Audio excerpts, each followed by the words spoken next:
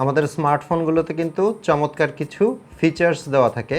আপনি যদি আপনার স্মার্টফোনটার কন্ট্রোল সেন্টারটা ওপর থেকে নিচের দিকে স্লাইড করেন, তাহলে এখানে mobile data, wifi, Bluetooth, DND এরকম অনেক অপশন দেখতে পাবেন।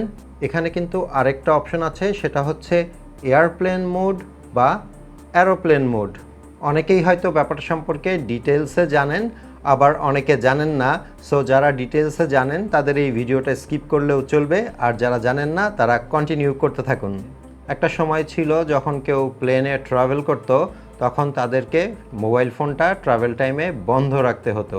বাট প্রতিদিন কিন্তু হাজার হাজার মানুষ প্লেনে ট্রাভেল করে, আর সবাইকে বলে বলে কিন্তু ফোনটা বন্ধ করানো যায় না, কিংবা সবার মনেও থাকে না ফোনটা বন্ধ করতে। আর এই প্লেনে ট্রাভেল করার সময় যে কারণে মোবাইল অফ রাখতে বলা হতো, সেটা হচ্ছে প্লেনের যে নেভিগেশন সিস্টেম আছে এবং তারা যে গ্রাউন্ডের সাথে কথা বলে, মানে কন্ট্রোল টাওয়ারের সাথে যে ওয়্যারলেসে কথা বলে, এইসব ফ্রিকোয়েন্সিতে মোবাইল নেটওয়ার্ক ফ্রিকোয়েন্সি ডিস্টার্ব করে এবং অনেক উল্টাপাল্টা রিডিং দেখায়, যেটা কিনা একটা ফ্লাইটের জন্য ক্ষতিকর।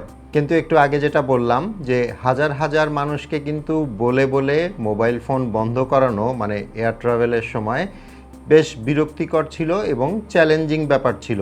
আর এটা মাথায় রেখেই স্মার্টফোন কোম্পানিগুলো তাদের স্মার্টফোনে একটা ফিচার যুক্ত করলো, যেটার নাম এয়ারপ্লেন মোড বা ফ্লাইট মোড।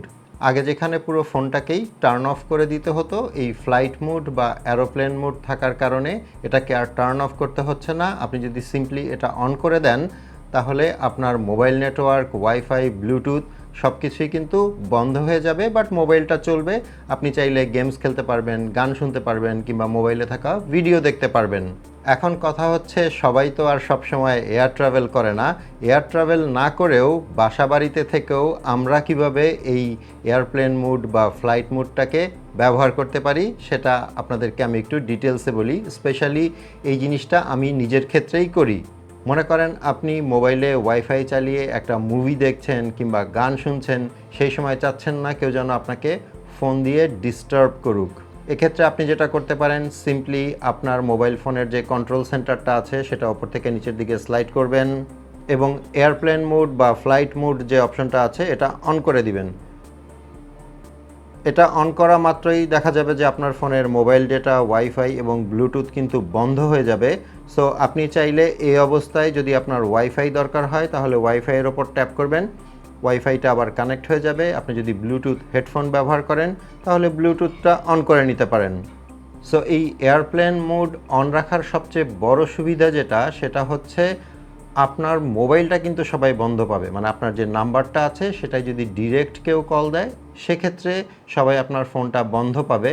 বাট আপনি যেহেতু ওয়াইফাই অন রাখছেন, আপনি কিন্তু ইচ্ছে মতো আপনার মেসেঞ্জার, ফেসবুক, ইমো এগুলো চালাতে পারছেন, ইউটিউবে ভিডিও দেখতে পারছেন, সব কিছুই করতে পারবেন ওয়াইফাই দিয়ে, কিন্তু আপনাকে কেউ কল করে পাবে না।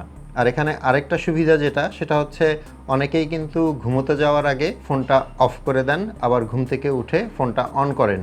এতে কিন্তু অনেক সময় নষ্ট হয়, মানে ফোনটা অন হতে কিন্তু অনেকখানি সময় লাগে। বাট আপনি যদি ঘুমোতে যাওয়ার আগে জাস্ট এয়ারপ্লেন মুড করে দেন, ফোনটা কিন্তু পুরোপুরি বলতে পারেন বন্ধই হয়ে গেল। মানে ফোনটা অন থাকবে, বাকি সব কিছু বন্ধ হয়ে যাবে। আবার ঘুম থেকে উঠে যখন আপনার ফোনটা দরকার হবে, জাস্ট এয়ারপ্লেন মুডটা অফ করে দিবেন।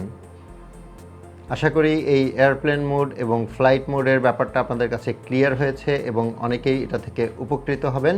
ভিডিওটা ভালো লেগে থাকলে একটা লাইক করে দিবেন। আপনাদের সাথে আমার দেখা হবে পরের ভিডিওতে ইনশাআল্লাহ।